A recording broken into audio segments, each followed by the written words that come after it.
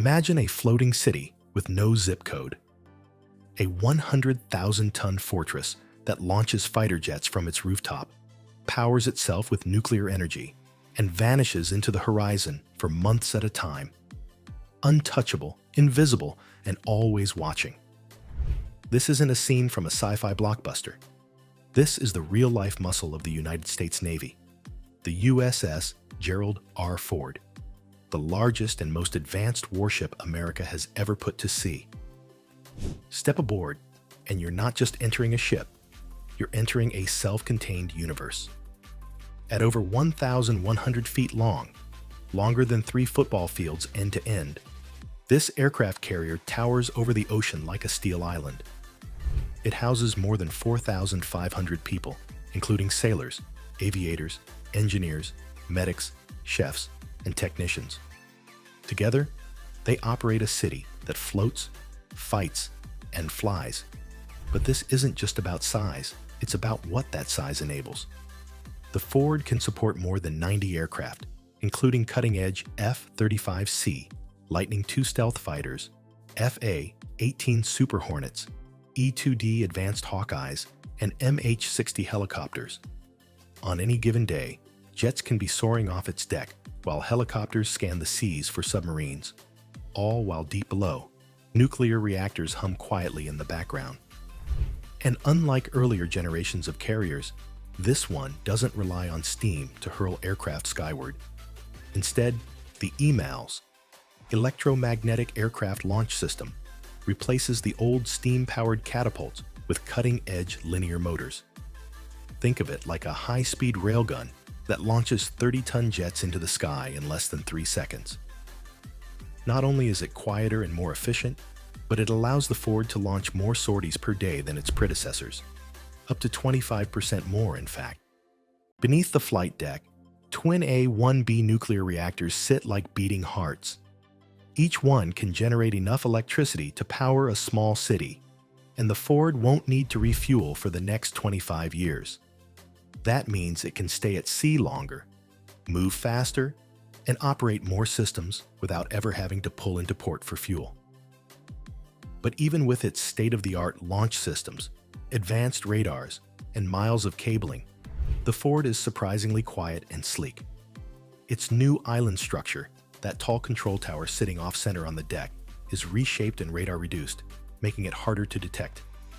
Internally, systems are more automated than ever before, cutting down on manual tasks and reducing the total crew needed by hundreds of sailors compared to previous carriers.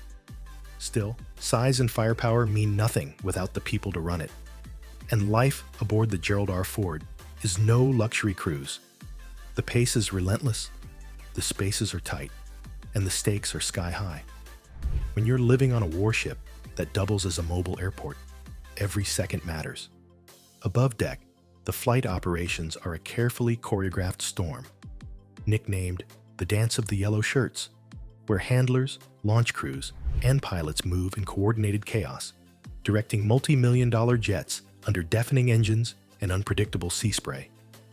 Every hand signal, every helmet color, every blink matters. One wrong move can shut down the whole operation, or worse. Below deck, things don't slow down either. The ship's interior is a labyrinth of steel passageways, compartments, and hatches. Crew members sleep in stacked bunks, no wider than a coffin. There's no internet, no private bathrooms, and not much space to stretch your legs. But there is a chapel, a gym, a post office, even a media server loaded with movies and music downloaded before deployment. The Ford is built for endurance. Most deployments last 6 to 9 months, and during that time, sailors form a tight-knit bond built on discipline, trust, and shared pressure. While the outside world spins on, they launch jets, maintain systems, run drills, and celebrate birthdays thousands of miles from home. And yet, despite the size, despite the stress, despite the 18-hour shifts and endless metal corridors, many of them say the same thing: it becomes a second home. Because when your home has 4 acres of flight deck, 2 nuclear reactors, and can carry an air force more powerful than most countries, You don't just live in it, you live for it.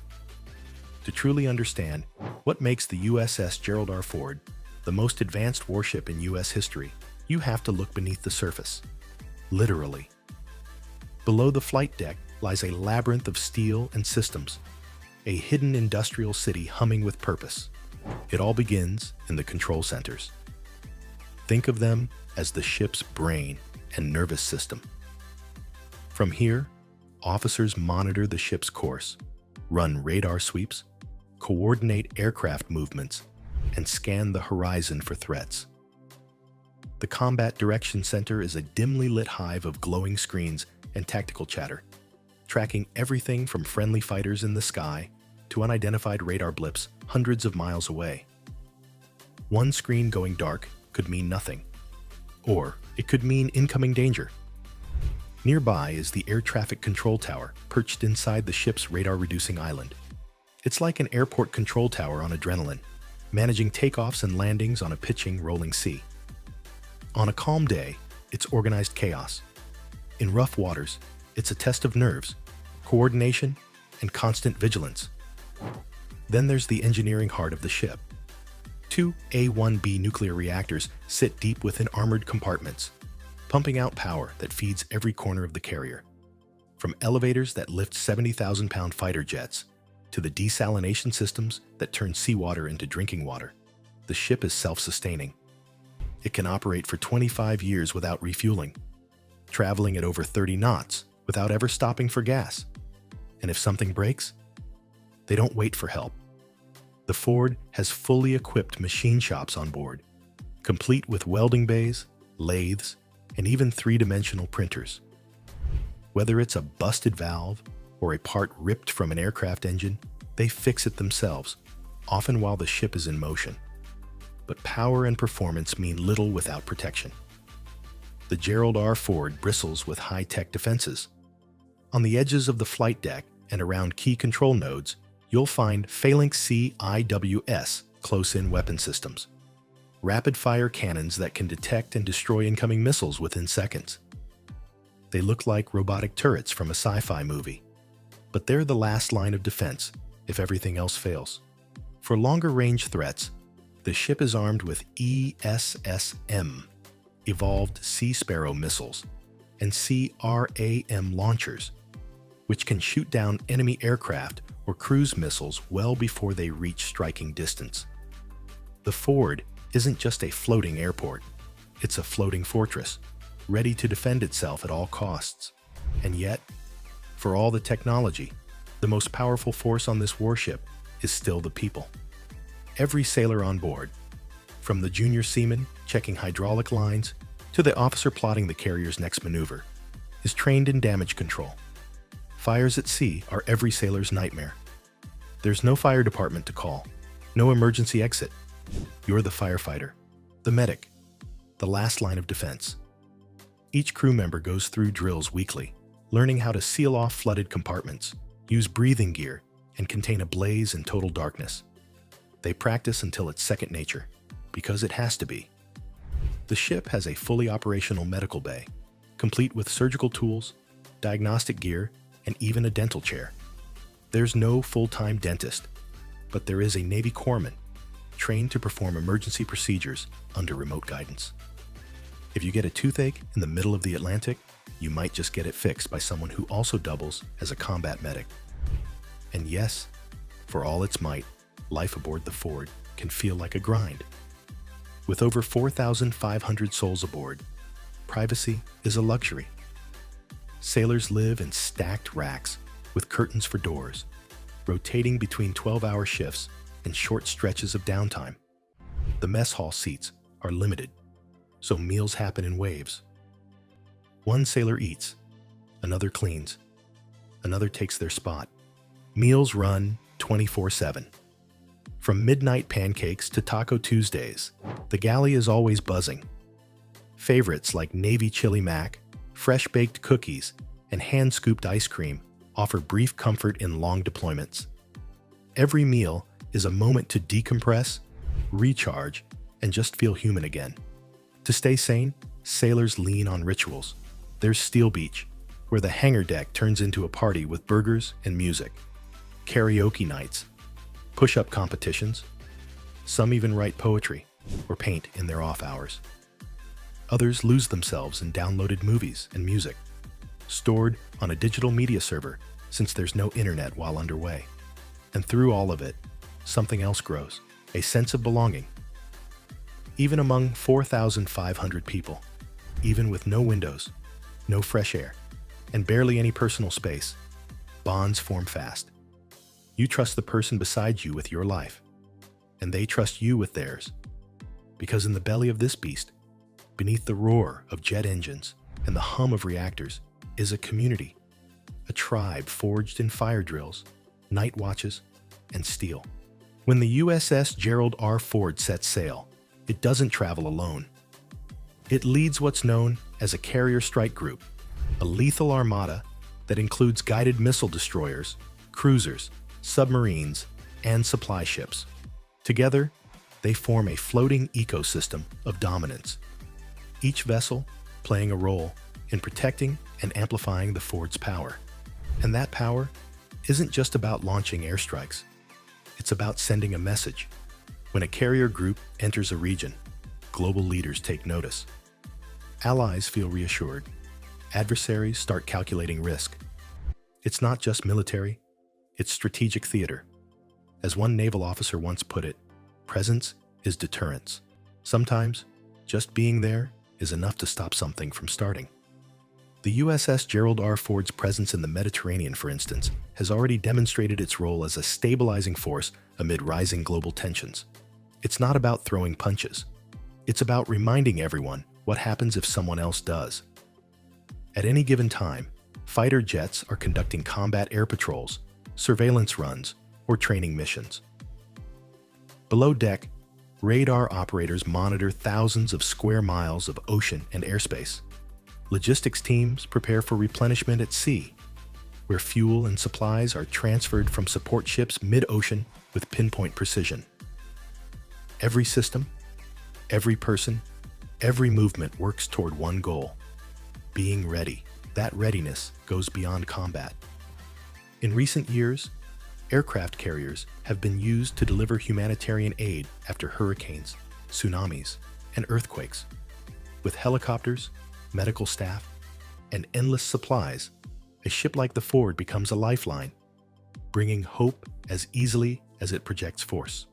But for the crew, the mission is personal.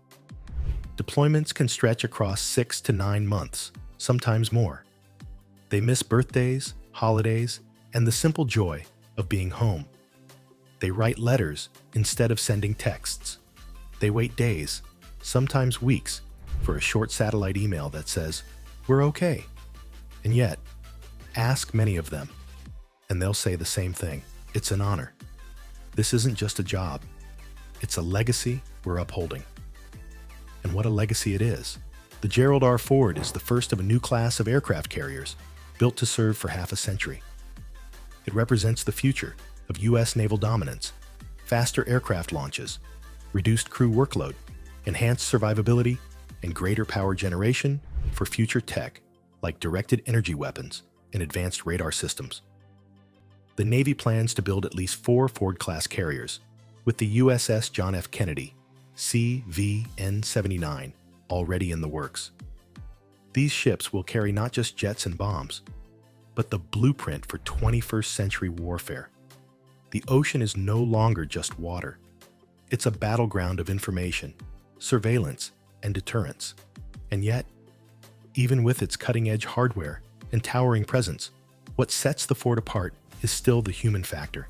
The ones who navigate it, launch jets from its deck, scrub its floors, fix its engines, keep each other awake during long watches, laugh at bad jokes in the mess hall, and stand ready to risk everything for people they've never met.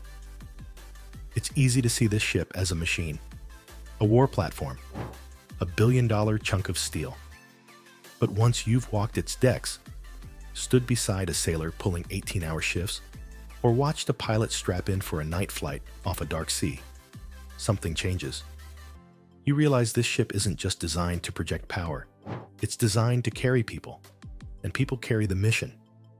So next time you hear about a carrier group in the news or spot that iconic silhouette on a horizon, remember, below that flight deck is a world of pressure, precision, and pride. The USS Gerald R. isn't just the largest warship in U.S. history. It's a city that sails, a symbol that moves, and a statement that echoes across oceans. We're here, we're ready, and we don't need to shout. Because sometimes, the most powerful message is one that speaks in silence. With 4 acres of steel, a runway of firepower, and thousands of quiet professionals who keep it all afloat. The ocean still holds secrets, but this one doesn't hide. It dares you to look and see what the future